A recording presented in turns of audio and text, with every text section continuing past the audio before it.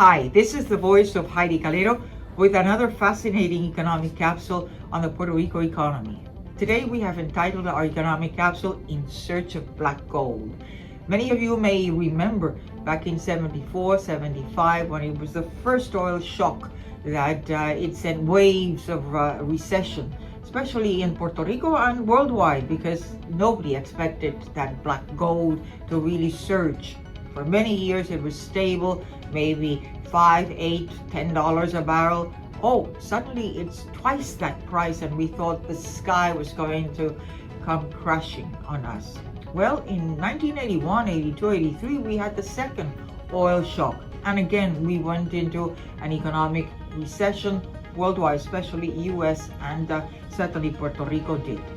I'm depicting for you this graph on rising oil prices. It's on a monthly basis, and it's from January 1986 through December 7 of 2022.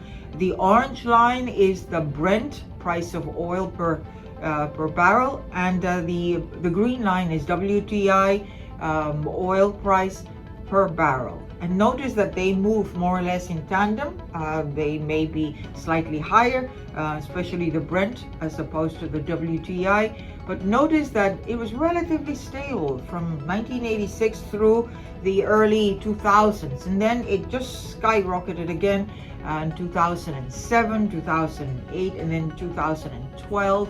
We had all this massive, even up to $133 per barrel, be it the Brent or the WTI. They really were very high. And then again, this is the roller coaster.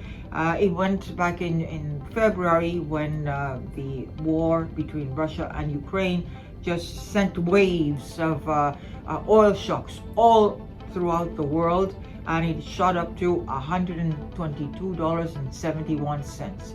As of December 7th, it has gone down to $74.28, but that may be just temporary.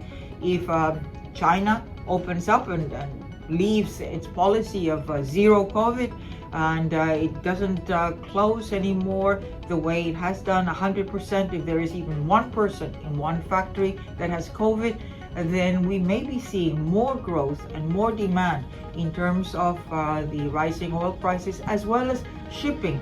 If there are not enough container vessels and the supply chains continue to have problems, or China continues with its 100% shutdown on COVID, we will be seeing more trouble with the supply chains and more competition for these containers, which again, it will be a rise in price. So if you think that 2023 is going to give you relief in terms of inflation, think again. Let's look at the forecast from the Energy Industry Administration that says from January 2023 through December of 2023 on a monthly basis, the green bars are the WTI price of oil per barrel, and the orange columns is the Brent oil. And notice that in January of 2023, WTI increases from $87 through December of 2023 to $92, and the orange segment, which is the Brent, from $93 in January of 2023 to $98 by December of 2023. This is a very short-term forecast. It could change suddenly, but at any rate, it's if you compare those forecasts, or the average forecast that we have there from January through December of 2023, the average is more or less in the WTI of $89. Compare that with the $74 that we have right now with WTI in December 7, 2022, and that is a 20% increase.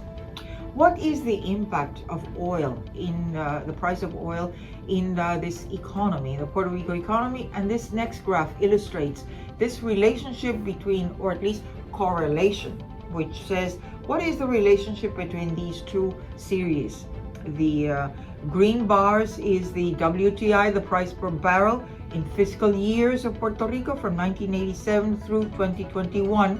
And I stopped at 2021 because that was the last official figure that was published for Puerto Rico's real GNP growth, and we want to see that correlation. That's the purple line that you see there. And notice that the correlation is negative 71%. Had that been negative 100%, is a perfect relationship in terms of these two variables, and it is an inverse relationship, which means that if the price of oil rises, what happens to real GNP growth in Puerto Rico? It will go down. If suddenly the price of oil goes down, the GNP growth, ceteris paribus, everything else constant, it will grow. It will be positive. So in terms of this impact of oil, it's massive. And let's look then, well, if we want to move away from all these fossil fuels, which is the all this climate change that has taken so much traction in the last few years, and especially now, especially with President Joe Biden and the rest of Europe thinking that, hey, there's only one planet, Earth, and we should keep it, we should conserve its resources. Well, let's look at some of the goals for renewables, moving away from fossil fuels to renewables. And this is Puerto Rico. As of 2021, as of the last fiscal year, the first pie that you see in this graph on the extreme left is represents renewable energy, represents from solar and wind. It represents only 3%. The rest is gas, petroleum, and coal, and that's 97% of all this electricity generation is based on those fossil fuels. If we look at the history of this policy on renewables and electricity generation, let's look at what was legislated back in 2010, and Puerto Rico was given 25 years. So by 2035, they expected renewable energy to be somewhere in the region of 20%, and the other based on 80%. Fast forward, another law in 2019, and it said that for the next 6 years, that is, as of 2025, that's just 2 years down the road, that Puerto Rico would generate or depend in its electricity generation would depend on 40% on renewable energy. That's the red segment that you see that on that pie at the extreme right. Well, the blue would be the 60%. So overall, judge yourself. Do you think this is realistic? In 2010, we said it was going to be 20% by 2035, and it was given 25 years.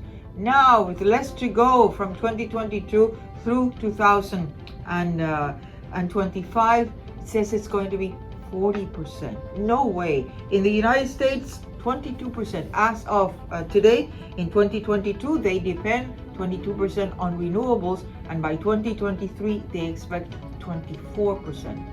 It's a huge economy. It has more production, it has more resources than Puerto Rico, and it certainly knows how to get its act together in terms of some of the public policies, something that Puerto Rico seems to have lost its way sometime during the past 20 years.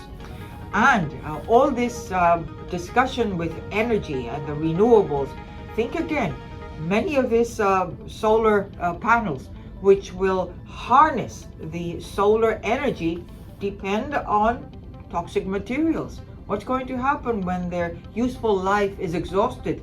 Where are those solar panels going to end up? In the garbage disposal? It's going to be more toxic. So it is a sort of a razor edge discussion regarding how to travel the thin line between renewables and really this climate change and what it entails for the next few years. Your generation may see it, I don't think I will see it. But at any rate, it's interesting that we are still in this desperate need in search of gold, of black gold, especially with all this transformation of the electrical grid, for which Congress and the US has mandated that Puerto Rico can have access to $12 billion. That has not moved yet.